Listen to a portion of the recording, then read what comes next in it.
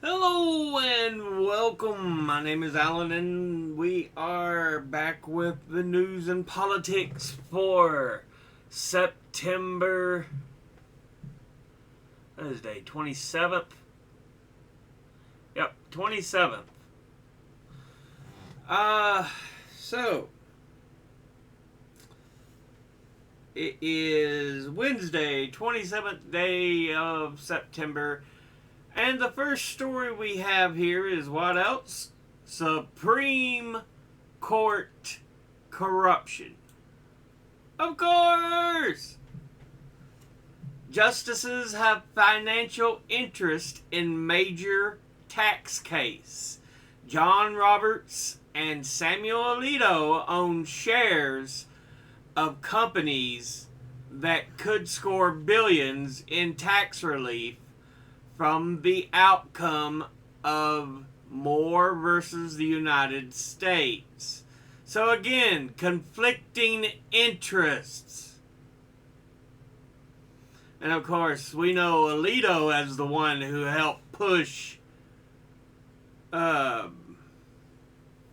gleefully helped push uh, Roe v. Wade out of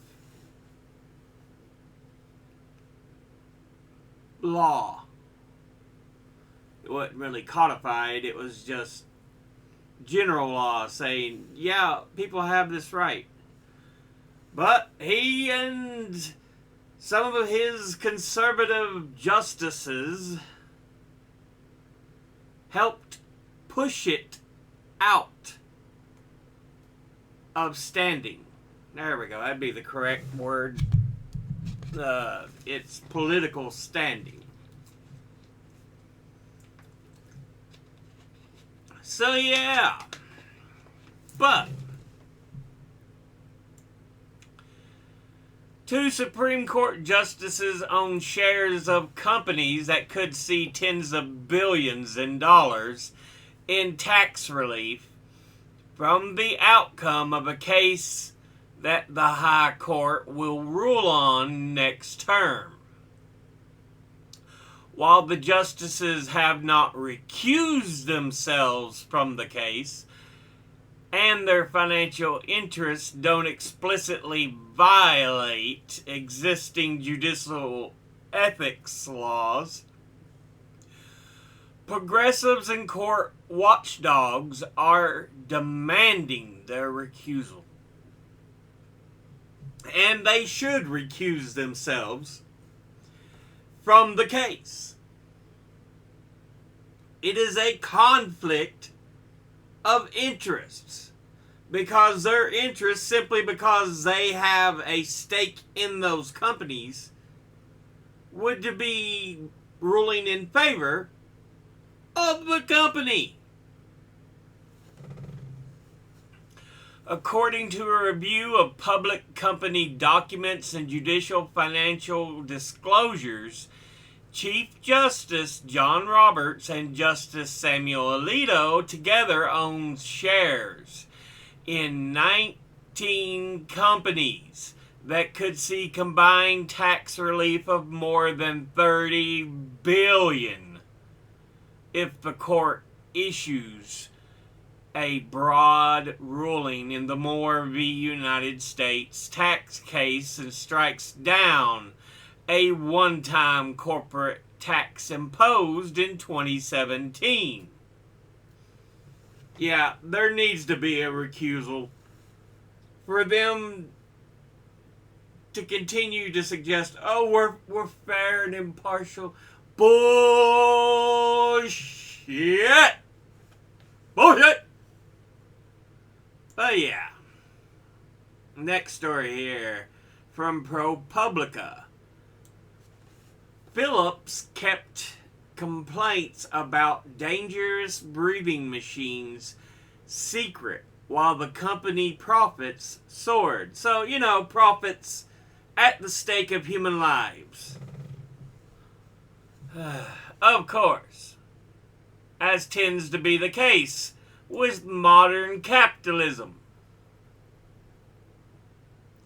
Tainted CPAP machines and ventilators went to children, the elderly, and at least 700,000 veterans despite internal warnings. Company insiders said the devices posed an unacceptable risk.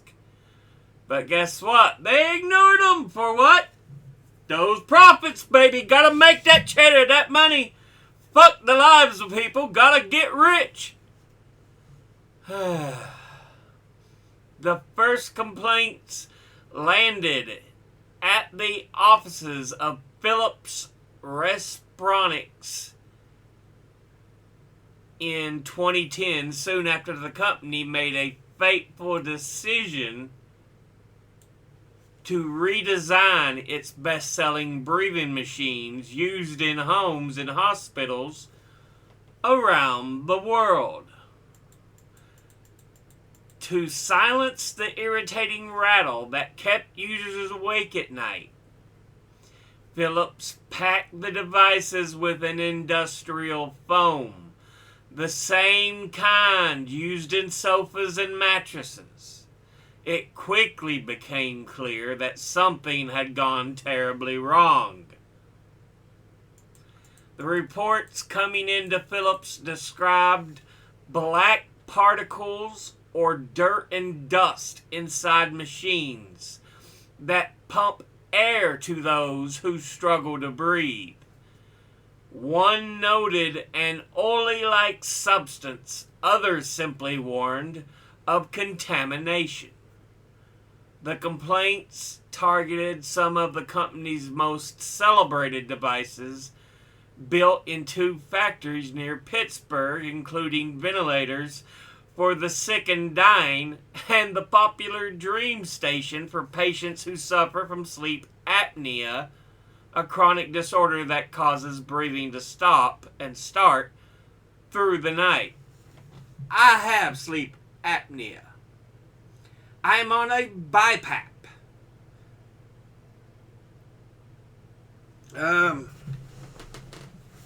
Let's do this right quick. I'll show you what I'm talking about.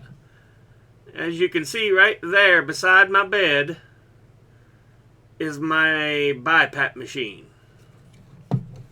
So yes, I am on a BiPAP. I understand this. For my sleep apnea. Now, yet Philips withheld the vast majority of the warnings from the FDA, even as their numbers grew from dozens to hundreds to thousands and became alarming each year. Black shavings in the chamber, said one 2011 report that was kept from the government, contaminated with unknown sticky substance, noted another 3 years later. By 2015, the year Philips launched the Dream Station, the company had amassed at least 25 complaints that pointed to a specific cause. The foam was falling apart.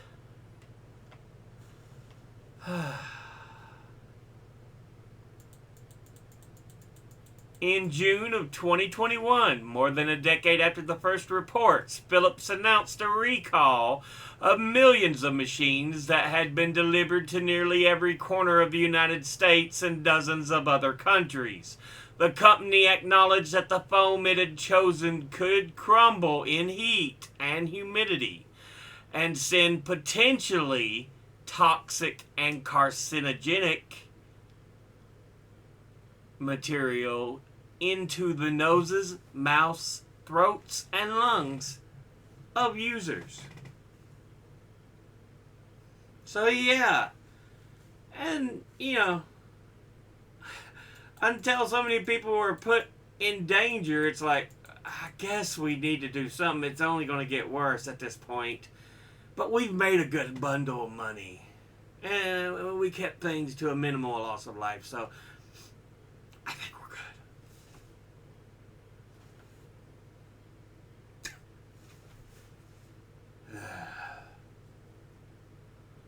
let's see, we'll go here. Okay, this is a chart showing the 30 largest U.S. ancestry groups in 2022. You know, what percent of the total U.S. population is their ancestries from? Biggest percentage? German. 12.36. I have German ancestry on my mom's side.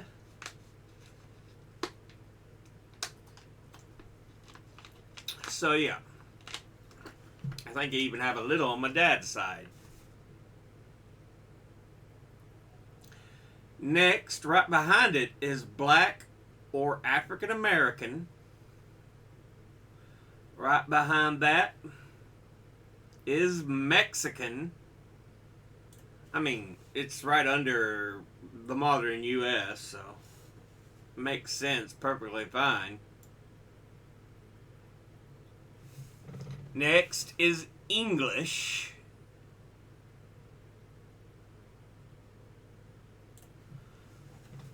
Yeah, there were only so many actual Englishmen that came to the U.S.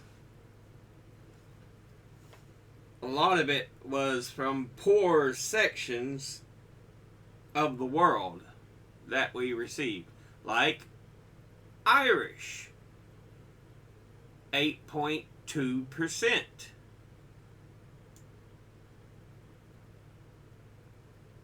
Next is American.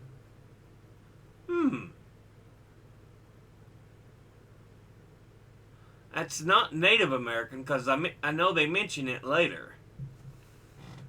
Next is Italian. So now we're hitting the percentages that are under 5%. I had a friend I used to hang out with. I know he said he had a lot of Italian heritage.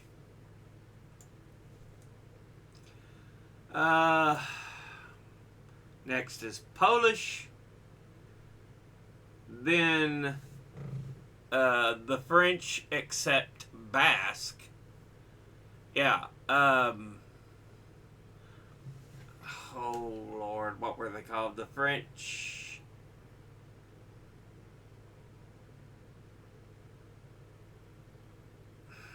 They were a group from France, because on my mom's side there is a group that had a French last name. So yeah, German, French. Puerto Rican is at 1.77%.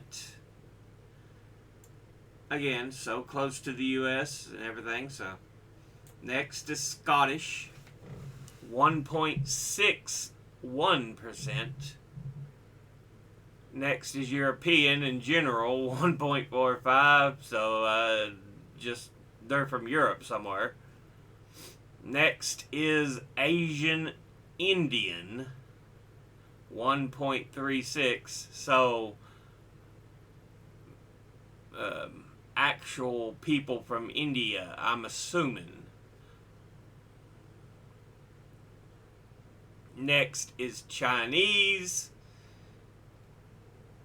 then Norwegian, then Swedish, and then we fall to groups that are under 1%. Native Americans or Alaskan Natives at 0.96%, which I cannot completely verify, but supposedly I have some Native American or American Indian history, specifically guessed to be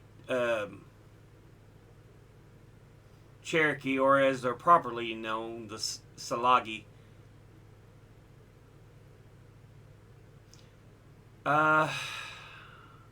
Then the Dutch, then Filipino, and the last one that got listed here is Scotch Irish, which I'm supposed to have some ancestry from as well.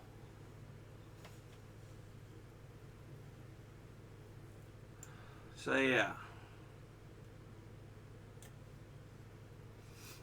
Which, from what I understand, most of the Scot-Irish people are from Ulster, the Northern Irish, or the Northern Ireland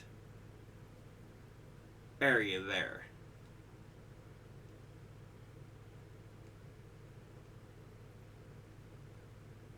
So yeah.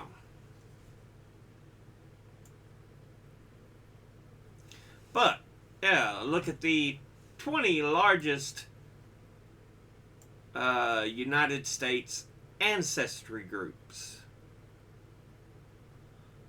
So yeah, I mean, I have German. I might even have some English, I'm not sure. But then you notice it falls way off. I got French.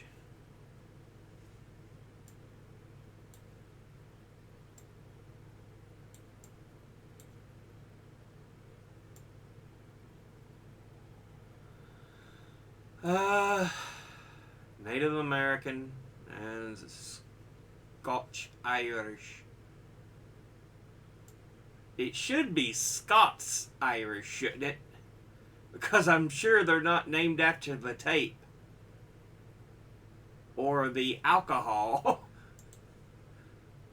But yeah, here is a piece from the White House Historical Association, unraveling the myths of Dolly Madison. I think the biggest I always heard was she supposedly saved some of the pictures from the White House when it was being burned during the War of 1812. But yeah.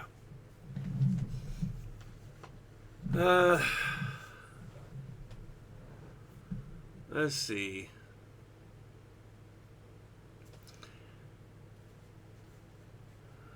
Probably not yellow, and Dolly Madison lived there. Blah, blah, blah.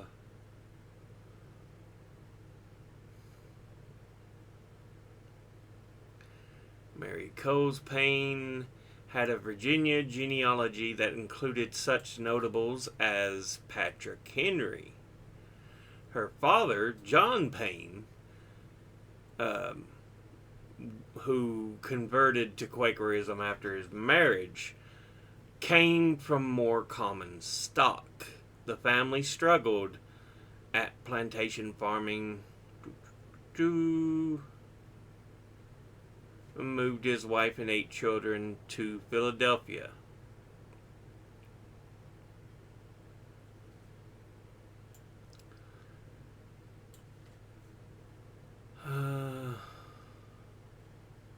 Okay, the myths of Dolly Madison started early. While she was still alive, and they were not always flattering. Your friend, Mrs. Madison, Senator Samuel Latham Mitchell, wrote his wife in 1808, is shockingly and unfeelingly traduced in the Virginia papers. The attack grows out of the approaching election in which her husband is so prominent a character.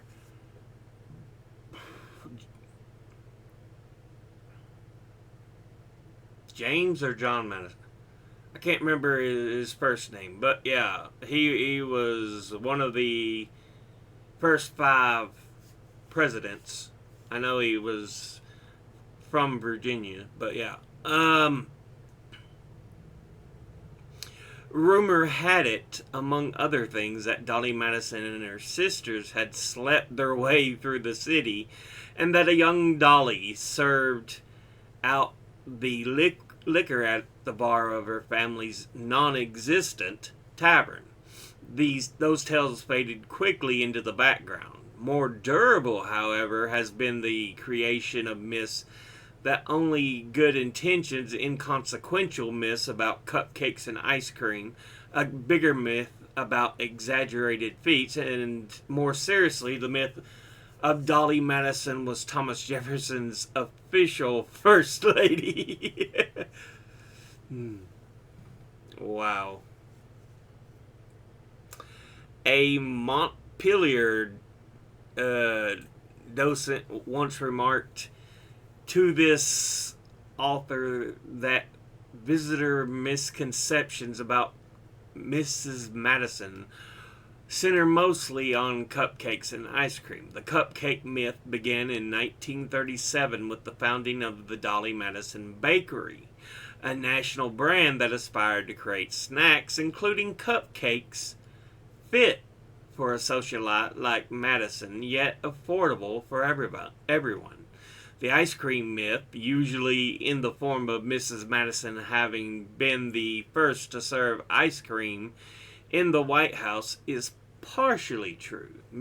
Dolly Madison did serve ice cream in the White House quite frequently, but her doing so was not the cultural landmark that firsts usually indicate.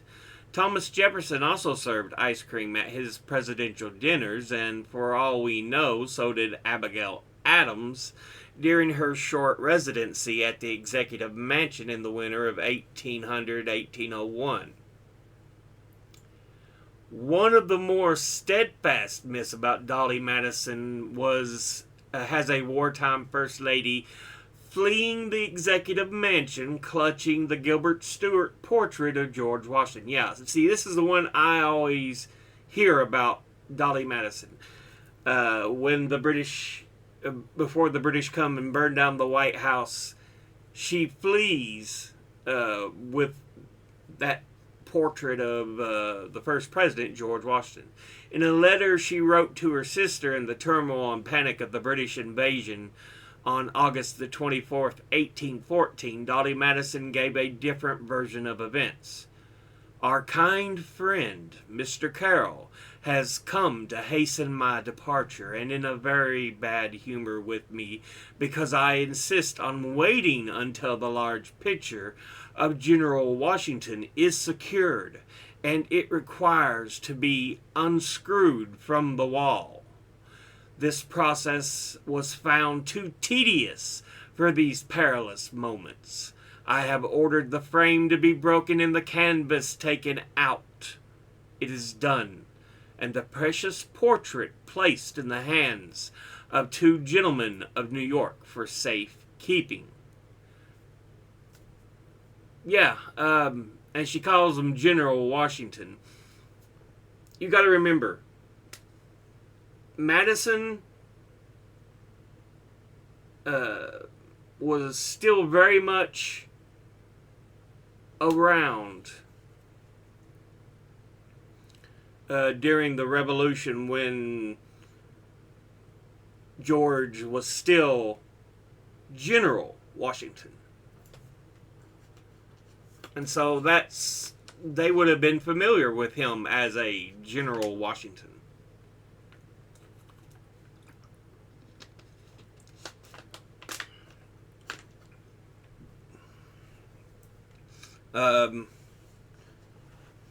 I think it goes in order of what?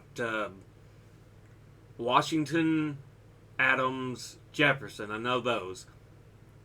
I'm wanting to say Monroe than Madison.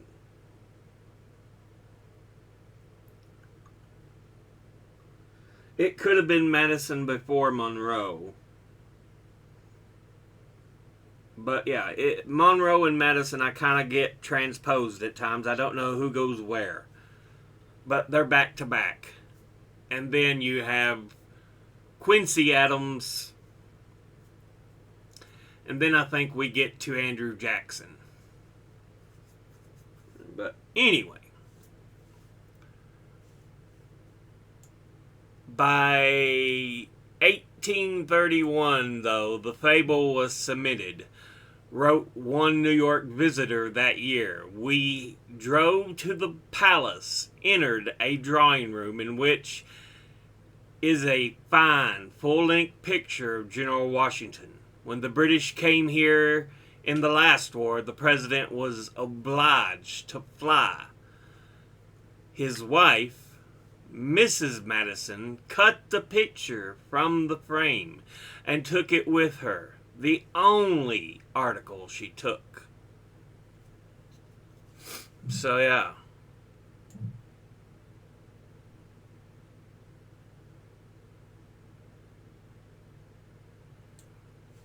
Paul Jennings, a former Madison slave, attempted to correct the myth in his 1865 published Reminiscences.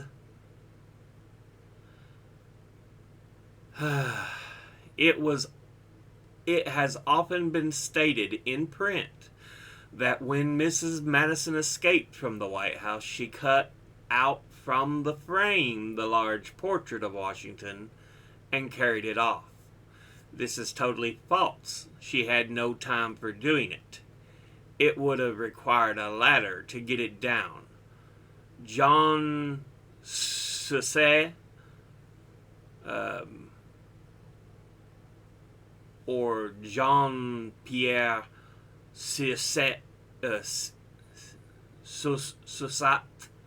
Swissat, the doorkeeper, and McGraw, the president's gardener, took it down and sent it off in a wagon with some silver urns and other such valuables as could be hastily got hold of. However, the image of a brave Miss Madison fleeing the White House, the George Washington portrait secure in her arms, was too delightful to die. First-hand accounts notwithstanding, the myth has persisted into the 21st century. So that's actually what it was. She kind of wanted it, but there wasn't time, but others got it down for her and went with it. So it wouldn't have been destroyed in the White House fire. Mrs. Madison's letter describing the events of 1814 became part of a 10-page bibliographical sketch written by Margaret Bayard Smith for the National Portrait Gallery and published in 1836. That biography contains the seeds of the most significant Dolly Madison myth, the belief that Dolly Madison was Thomas Jefferson's surrogate first lady. In discussing Dolly Madison's years as wife of the Secretary of State, Smith wrote that the president's house was the seat of hospitality, where Mrs. Madison always presided in the absence of Mr. Jefferson's daughters, when there were female guests. Although Smith quickly added, after the presidents, the house of the Secretary of State was the resort of most company. Her initial statement presumed a constant presence by Dolly Madison in the Jefferson White House, and it had that effect on Madison family lore.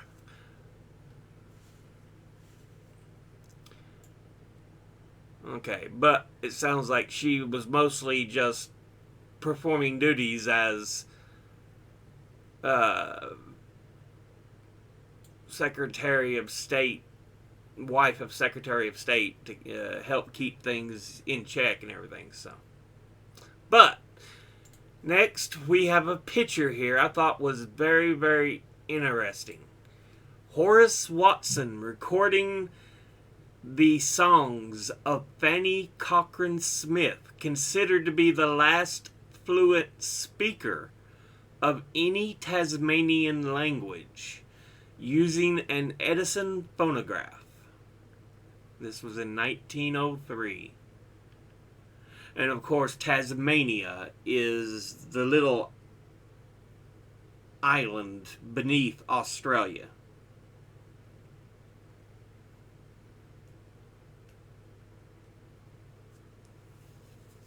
But yeah.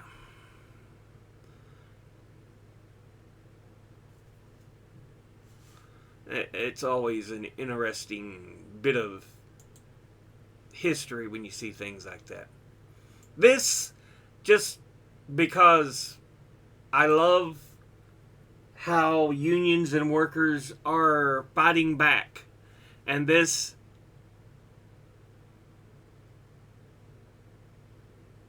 calls it,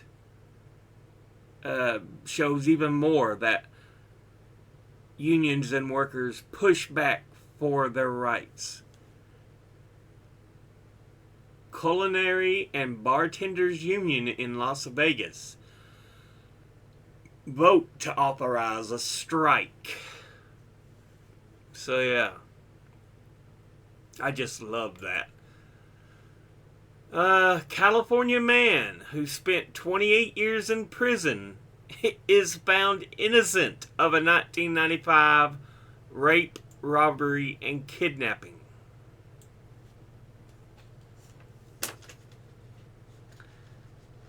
There should always be a willingness to recheck cases. I mean, look at this. Almost 30 years of his life gone. Almost 30 years.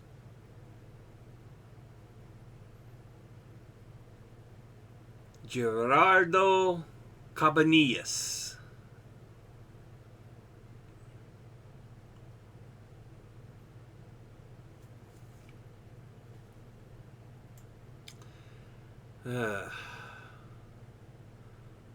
DNA testing helped exonerate him.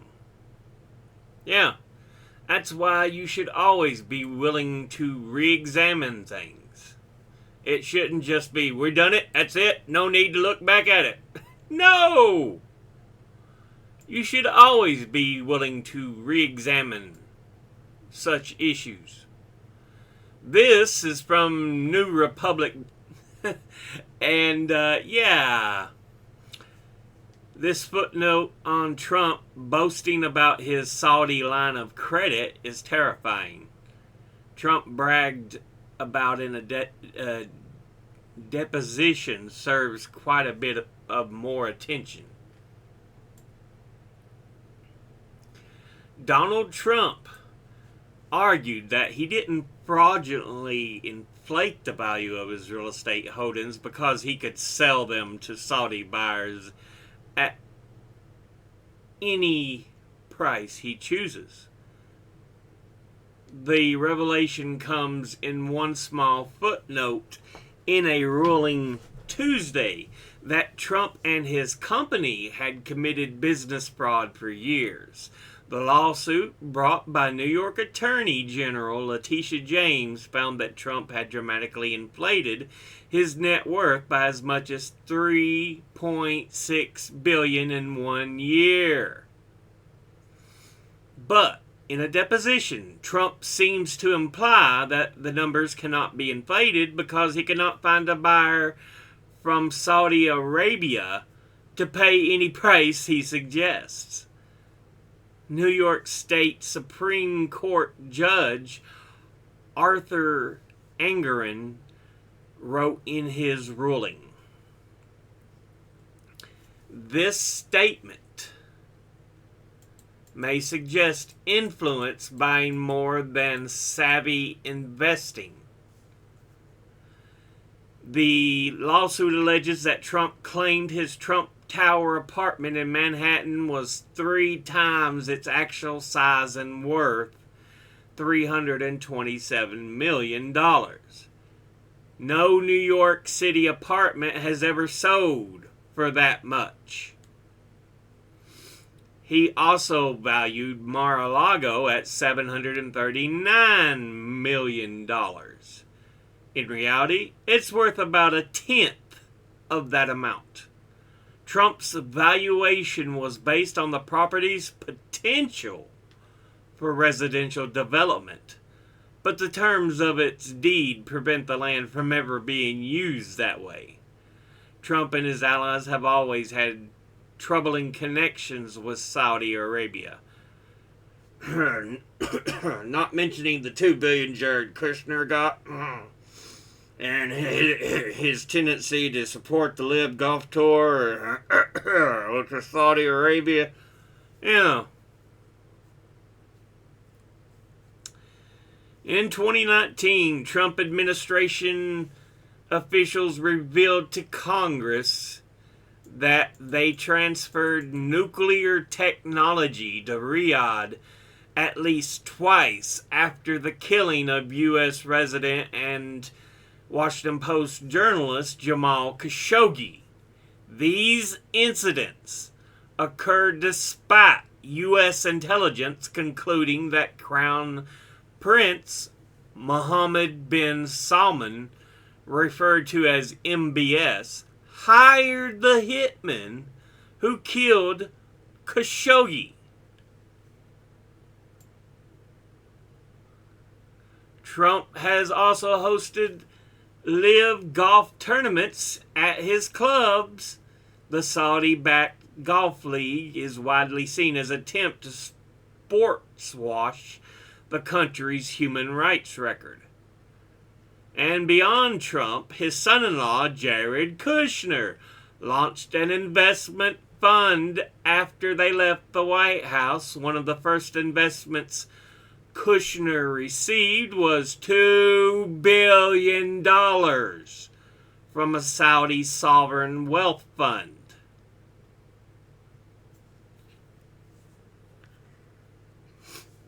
Last week, MBS suggested that money would stay with Kushner if Trump were re-elected in 2024. So yeah, they're corrupt as all get out. But for some reason, there's so many people like, he's an honest man. He's honest. He's the most honest man. Anyway, let's hop back over here because I skipped this particular piece. Are biblically accurate angels a modern concept, considering how ruthlessly pedantic pre-modern Christians were, with battles over things such as icons of Jesus and the equality of the Trinity? I can't fathom that if the Bible angels are big things of wings and eyes, that universally all medieval art and depictions is just chill with human beings with wings. So, you may be excited to learn that they are not a modern concept. Generally, the current meme of biblically accurate angels are based specifically on descriptions in the book of Ezekiel. So you can find pre-modern depictions that match or similarly conflate features from multiple types of biblical angels. For example, this right here, beneath Jesus rising to heaven. I mean, these are the angels most people know, the humans with wings, but this is also a type of angel, and that's what they're talking about. Not all of them are supposed to look like just humans with wings. Some of them are... What? So, yeah.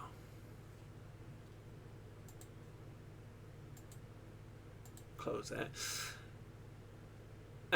But yeah, it was an illustration of 586 Common Era of Jesus's ascension to heaven, where even though he is flanked by the more familiar winged human-style angels, he is being airborne by biblically accurate angels, matching the ones who bear God's throne in Ezekiel's vision, with wheels within wheels, many wings and multiple heads and eyes throughout. So the illustrator was clearly familiar with the same text that has been an inspiration for modern artists. The specific description in Ezekiel can be found in Ezekiel 1:4 through 28. So yeah, this piece here, and it describes the angels that Ezekiel sees. I looked and I saw a windstorm coming out of the north, an immense cloud with flashing lightning and surrounded by brilliant light. The center of the fire looked like glowing metal, and in the fire was what looked like 4 living creatures. In appearance, their form was human, but each of them had 4 faces and 4 wings. Their legs were straight, their feet like those of a calf, and gleamed like burnished bronze. Under their wings, on the 4 sides, they had human hands. All 4 of them had faces and wings, and the wings of one touched the wings of another. Each one went straight ahead. They did not turn as they moved. Their faces looked like this. Each of the 4 had the face of a human being, and on the right side, each had the face of a lion, and on the left side of the face of an ox. Each also had the face of an eagle. You would assume on the back. So, such were their faces. They each had 2 wings spreading out upward, each wing touching that of the creature on either side, and each had 2 other wings covering its body. Each one went straight ahead. Wherever the spirit would go, they would go, without turning as they went. The appearance of the living creatures was like burning coals of fire, or like torches. Fire moved back and forth among the creatures. It was bright, and lightning flashed out of it. The creatures sped back and forth like flashes of lightning. As I looked at the living creatures, I saw a wheel on the ground beside each creature with its 4 faces. This was the appearance and structure of the wheels. They sparkled like topaz, and all 4 looked alike. Each appeared to be made like a wheel intersecting a wheel. As they moved, they would go in any one of 4 directions the creatures faced. The wheels did not change direction as the creatures went. Their rims were high and awesome, and all 4 rims were full of eyes all around. When the living creatures moved, the wheels beside them moved, and when the living creatures rose from the ground, the wheels also rose. Wherever the spirit would go, they would go, and the wheels would rise along with them, because the spirit of the living creature was in the wheels. When the creatures moved, they also moved. When the creatures stood still, they also stood still. And when the creatures rose from the ground, the wheels rose along with them, because the spirit of the living creatures was in the wheels. Spread out above their heads of the living creatures was what looked like something like a vault, sparkling like crystal and awesome. Under the vault, their wings were stretched out one toward the other, and each had 2 wings covering its body. When the creatures moved, I heard the sound of their wings like a roar of rushing waters, like the voice of the Almighty, like the tumult of an army. When they stood still, they lowered their wings. So yeah. It's yeah. It's also worth noting that Ezekiel's description is not intended to represent all angels in heaven. The flaming wheels within wheels ringed with eyes are specifically a kind of celestial beings called the Orphanim that bear God's throne and are barely mentioned within the Bible.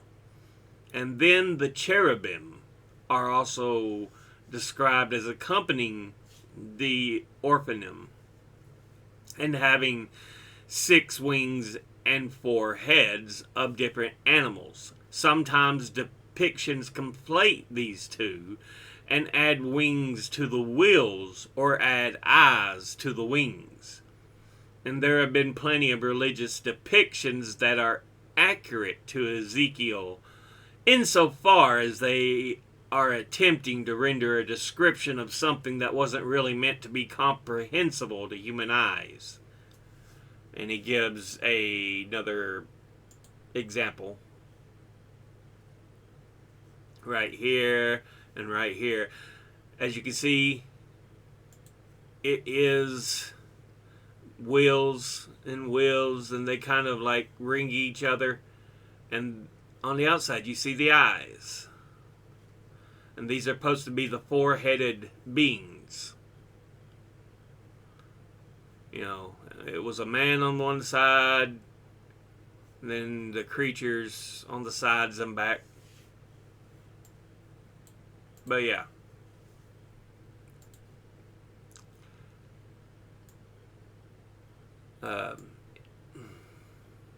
What the? Go back. I don't know what happened there, but is there any lineage for divine beings being described like this? Ancient Greek and Roman religion, as far as I'm aware, have nothing really comparable to Orphanim or cherubim. Things are mostly anthropomorphic in the same way as standard angels. Where does the imagery based in Ezekiel derive from? Or does it have any particular significance that we are likely to miss? The angels described in Ezekiel have always seemed incredibly ahead of their time, with the whole of Lovecraftian cosmology filled with incomprehensible divine entities. They are very clearly in line with the common imagery in the region regarding these sorts of divine beings. South Arabian creature, you know, sphinxes and others. And you notice the great, tremendous wings, Egyptian,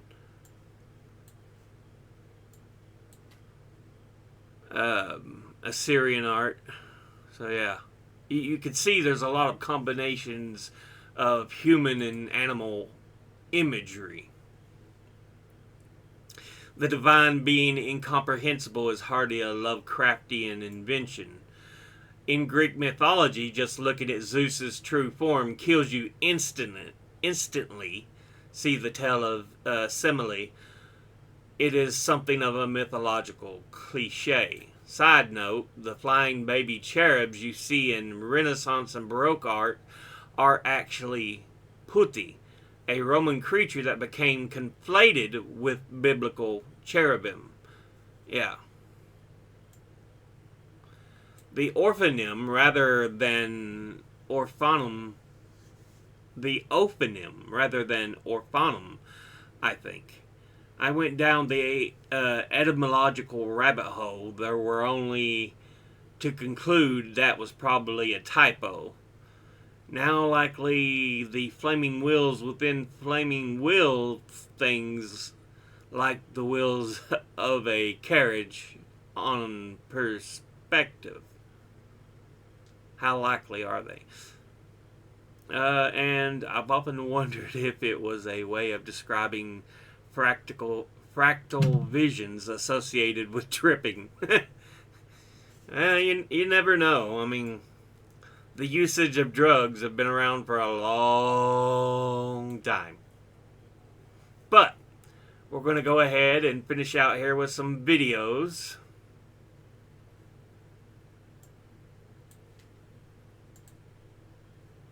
Hands on top of your head. This senior citizen just shot and killed his neighbor during an argument over trimming trees on their disputed property line. 78-year-old Edward Druzilowski was taken into custody at his home, charged with killing his next-door neighbor in front of the slain man's 8-year-old son. Can you imagine what that's like for that kid?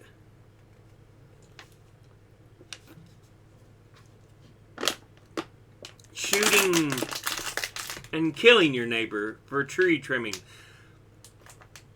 Now, I think we watched a video where it said they were arguing on whether he was putting it on the neighbor's territory or not. But yeah.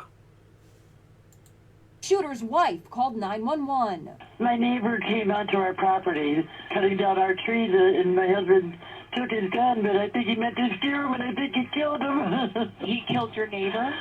I think so. He's not moving. Then Druzilowski got on the line, saying 42-year-old Brian Ford came at him. I was pointing a gun at him at the time to get him off my property, and then he kept walking towards me really close, so I shot him. At the same exact time, the dead man's mother called 911. Yeah, we watched this particular video, if I'm not wrong. But yeah,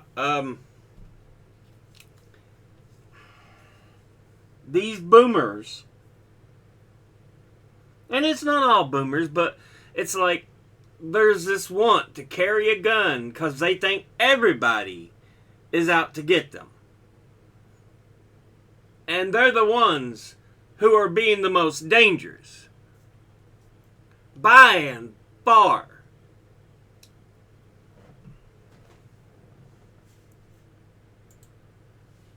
Alright. Let's go ahead and pause. Bring you back to the beginning. Unmute.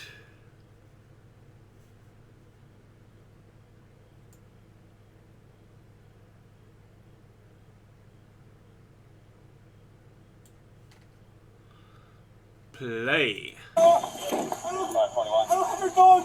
Start unit. I don't have your gun. Put it behind your back. I'll go behind your back. I'll go behind your back. Put your hand behind your back. Don't fucking move. I can't breathe. I can't breathe. Where are you coming from? I don't have anything. I don't have... Mommy! Mommy!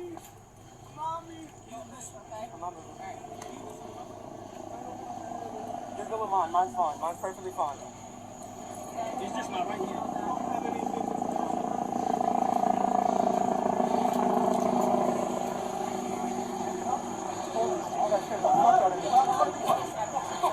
The fuck? Do you see video? Yeah. So he assaulted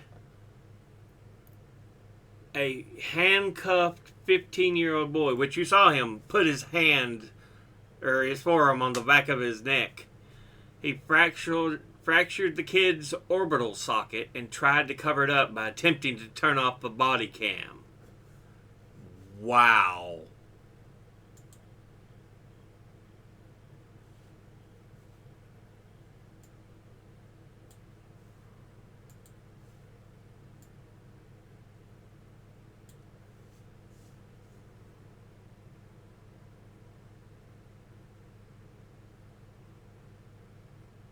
Jeez.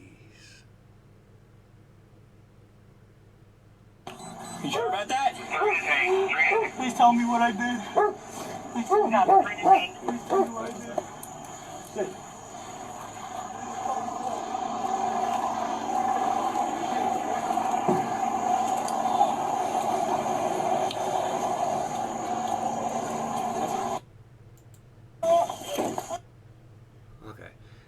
kid was clearly scared as fuck. Crying for his mommy and everything. You could see he was frightened. He was scared. Cops didn't give a damn. It was like, screw you, kid. We're here to do a job. That's what we gonna do.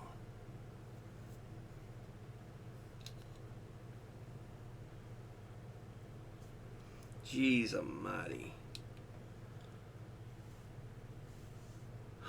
No wonder some people use ACAB. I mean, they often don't seem to leave you with much choice in the matter. Representative Lauren Boebert proposes an amendment to reduce the Department of Defense official Sean Skelly, who is trans, to reduce his salary to $1. What kind of monster do you have to be to want to see someone suffer? Say, you only deserve $1. Mr. Chair, now recognizes this gentlewoman from Colorado. Thank you, Mr. Chair. I rise today to offer my amendment that utilizes the Holman Rule to reduce the salary of Sean Kelly, Assistant Secretary of Defense for Readiness. That salary shall be reduced to $1. As the Assistant Secretary of Defense, Mr. Skelly is the principal advisor to the Secretary of Defense and the Undersecretary of Defense for Personnel and Readiness on all matters related to the readiness of our armed forces. In that capacity, he is supposed to develop policies and plans, provide advice, and make recommendations for total force readiness programs, reporting, and assessments of readiness to execute the National Defense Strategy. Like many of Biden's bureaucrats, Mr. Skelly is failing at his job and the basic responsibilities. On his watch, the Army missed their recruiting goal by 15,000 soldiers. Oh, God. She does not deserve to be in office. She is not fit to be in office. Hell, most of the people in Congress should not be in office. But she really is unfit for the job. Last year, and all other branches were forced to dig deep into their pools of delayed entry applicants. And you know what? A lot of Americans, especially when you're young, you don't want to go into the military anymore because to send you off to die in some God-forsaken war where they've done nothing, the people there have done nothing to you.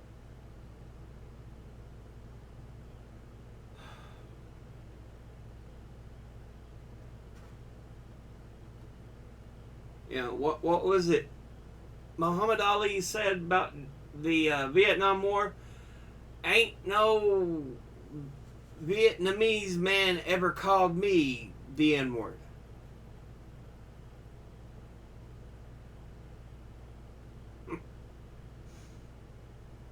And so he refused to go fight a war that we took over that was originally a French military project to meet their recruitment goals. On top of that, the Army, Navy, Air Force, and Coast Guard are all expected to fall short of their recruitment goals this year. Mr. Skelly has also been with the Biden administration since the beginning and was appointed to the transition team. Some irony there. In November of 2020. There's no goddamn irony. Shut the fuck up, you stupid ass. As the Assistant Secretary of Defense for Readiness, Mr. Skelly played an instrumental role in the disastrous and shameful withdrawal from Afghanistan that killed It was the goddamn right thing to do, to withdraw. It was a fucking 20-year war that we shouldn't have been in! Fuck you, bitch! 13 of America's finest. 13 American heroes. This embarrassing surrender to the Taliban. As DOD's highest ranking trans official, this delusional man, thinking he is a woman, embodies and espouses the wokeism that's causing significant harm to our military readiness and troop morale.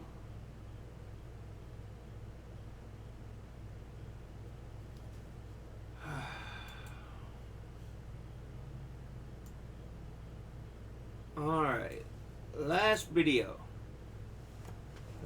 Philadelphia judge drops charges against Officer Dial, who claimed Eddie Irizarry jumped out of his car with a knife. Another judge refiles the charges hours later.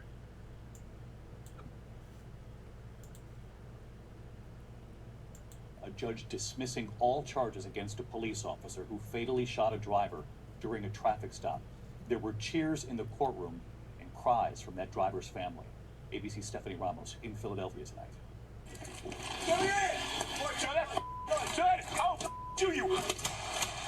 Tonight, a stunning turn in the case against Philadelphia police officer. I didn't even see anyone get out of the damn car! They basically put the gun against the window and shot. Mark Dial, who was facing a murder charge for killing 27-year-old Eddie Irizarry last month. The judge dismissing the case at a preliminary hearing today, citing a lack of evidence. How can it be lack of evidence? The evidence is there in your face. The evidence included police body camera videos and this security video that shows Officer Dial and his partner blocked pull car Irizarry over for driving erratically. Officer Dial firing 6 shots within 7 seconds of encountering Irizarry. The defense argued the videos show Officer Dial retreating as he was shooting, his partner yelling, "He's got a gun." Irizarry did not have a gun, but he did have a knife by his side. Hearing gun, seeing gun, he fired. Like I said, it's heartbreaking, it's a tragedy, but not a crime. The judge dismissing all charges despite police initially claiming Irizarry was shot outside his car after he, quote, lunged at police, changing their story after the videos clearly showed Irizarry never left his vehicle. David, what...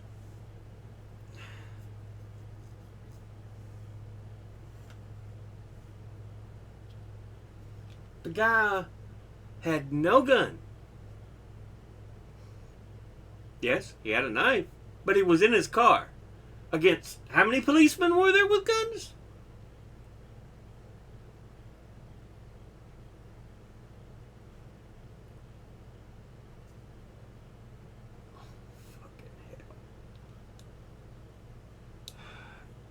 And again, you wonder why people use the term ACAB.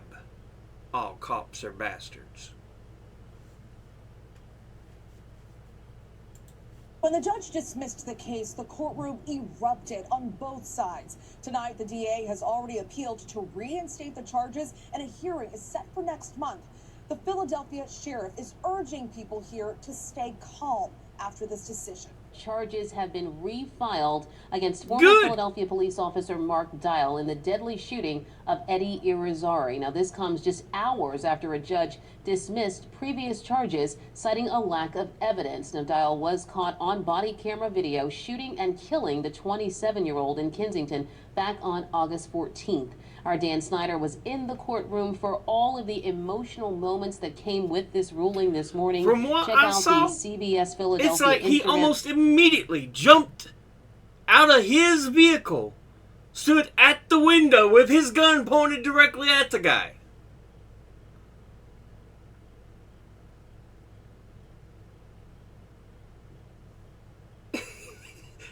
It didn't look like an attempt to do policing. It looked like an attempt to murder somebody.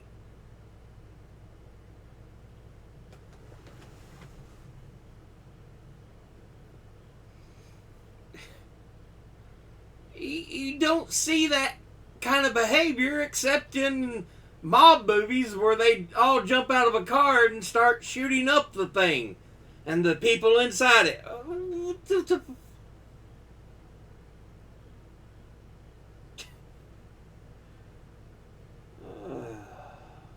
Jeez almighty. But